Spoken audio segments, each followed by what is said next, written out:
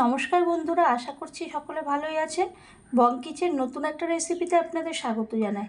আমি আজকে যে রেসিপিটি করব সেটি কচুর শাক দিয়ে একটা রেসিপি। তার জন্য আমি একটা কচুর শাকের ড্যাগা আমি কেটে ভালো করে ধুয়ে এবং গ্যাসের ওভেনে একটা জলের বাটি বসিয়েছি। তার মধ্যে দিয়ে দিলাম 1 চামচি লবণ, দিয়ে আমি ওই কচুর ড্যাগাগুলো দিয়ে দেব। তো আমি এই রেসিপিটা কিভাবে করব শেষ পর্যন্ত না দেখলে একদমই বুঝতে পারবেন না। তারপরে আমি একটা ঢাকনার চাপা দিয়ে ঢেকে দেব। আর এখনও যদি চ্যানেলটি সাবস্ক্রাইব না করেন তো প্লিজ সাবস্ক্রাইব করবেন, লাইক শেয়ার কমেন্ট করবেন, পাশে থাকা বেল বাটনটি টিপে তাহলে যে কোনো রেসিপি আপনাদের কাছে সবার আগে পৌঁছাবে। এরপরে আমি ঢাকনাটা 10 মিনিট পরে তুলে ওর মধ্যে হাফটা পাতিলেবু আমি চিপড়ে দিয়ে দেব। কারণ যদি গলা চুলকোয় তার জন্যে এই লেবুটা দিলে আর গলা চুলকাবে না। তো দিয়ে আমি ভালো করে নাড়াচাড়া করে খুন্তি দিয়ে এদিক ওদিক উপর নিচ করে দিয়ে আবারও একটু ঢাকনা দিয়ে ঢেকে দেব। ঢাকার পরে কিছুক্ষণ পরে ওইটা যখন ভালো করে ফুটে একদম নরম হয়ে আসবে কচুর ড্যাগাগুলো, ততক্ষণ পর্যন্ত আমি ঢেকে দেব। তো আমরা তো অনেকে অনেক রকম করেই এই কচু শাকের রেসিপি করি। আমি আজকে কিভাবে করলাম আপনারা এইভাবে একবার হলো দেখবেন। তারপরে আমি তুলে নিলাম, তখন দেখলাম একদমই ড্যাগাগুলো আমার সিদ্ধ হয়ে গেছে। তখন আমি একটা ঝাঁঝরি দিয়ে আমি জলগুলো ছেঁকে ছেঁকে একটা বাটির মধ্যে আমি তুলে নেব। তুলে নিয়ে তারপর আবারও ভালো করে ঝাঁঝরি দিয়ে চেপে চেপে আমি জলগুলো পুরো একদম একদম বের করে দেব, যাতে কোনো ছিটাফোটা জল না থাকে। এইদিকে একটা গ্যাসের ওভেনে আমি বসিয়ে দিলাম কড়াই, তাতে দিয়ে দিলাম তেল আর নিয়ে নিলাম আমি ইলিশ মাছের মাথা। ইলিশ মাছের মাথাটাকে লবণ আর হলুদ মাখিয়ে আমি ওই তেলের মধ্যে ছেড়ে দেব ভাজার জন্যে।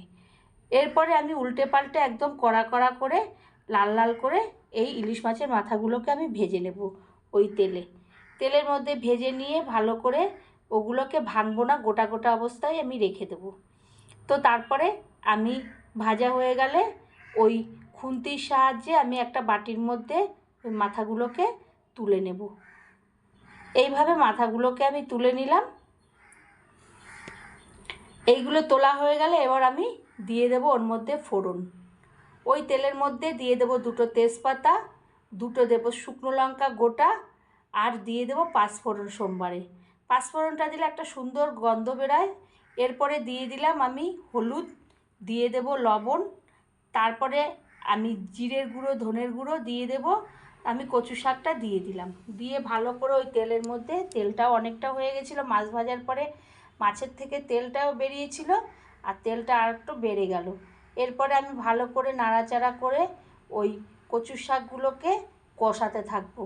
এরপরে আমি ভালো করে কষাতে কষাতে সুন্দর করে গ্যাসটাকেও বাড়িয়ে দেবো, আর চারিপাশ থেকে কচু শাকের থেকে তেল ছাড়তে শুরু করবে। তো বন্ধুরা, আমি এই রেসিপিটা যেভাবে করলাম আপনারা একবার হলে এরকমভাবে করবেন, দেখবেন এই দিয়েই পুরো ভাতটা আপনার খেয়ে নিতে পারবেন। এরপরে দিয়ে দিলাম 5-6টা কাঁচা লঙ্কা চিড়ে, এরপরে ধনের গুঁড়ো আর জিরের গুঁড়ো দিয়ে দিলাম। এখানে আমি লঙ্কার গুঁড়ো ব্যবহার করব না, আমি কাঁচা লঙ্কায় রান্নাটা করব। আর ফোড়নোতে 2টো শুকনো লঙ্কা দিয়েছি, ওগুলো ভেঙে দিলেই ঝালটা হবে।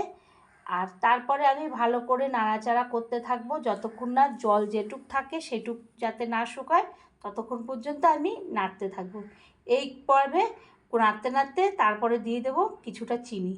চিনিটা না দিলে একদমই স্বাদ আসবে না, আর যদি গলা চুলকোয় তাও চুলকোবে না। যদি বা চুলকোয় না তবুও আমি চিনিটা দিয়ে দিলাম, একদম টেস্টটা অন্যরকম আসবে, সুন্দর খেতে লাগবে।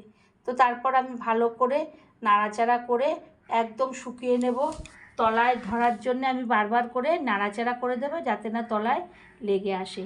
এইভাবে নাড়তে নাড়তে যখন আমি দেখব শুকিয়ে আসছে, তখন আমি ইলিশ মাছের মাথা দিয়ে দেব, কিন্তু গোটা অবস্থায় থাকবে। এরপরে ভালো করে ওই কচু শাকের মধ্যে ইলিশ মাছের মাথাগুলো দেবো যাতে ওর মধ্যে ঘ্রাণটা চলে আসে। এরপরে আমি একটা প্লেটের মধ্যে তুলে নেব। তো বন্ধুরা, আমি রেসিপিটা খুব অল্প সময় অল্প উপকরণে এই রেসিপিটা করলাম। আপনারা একবার হলেও আমার মতন করবেন, দেখবেন, আশা করি ভালো লাগলে আবারও কোনো একটা রেসিপিতে দেখাবে। ততক্ষণের জন্য ধন্যবাদ।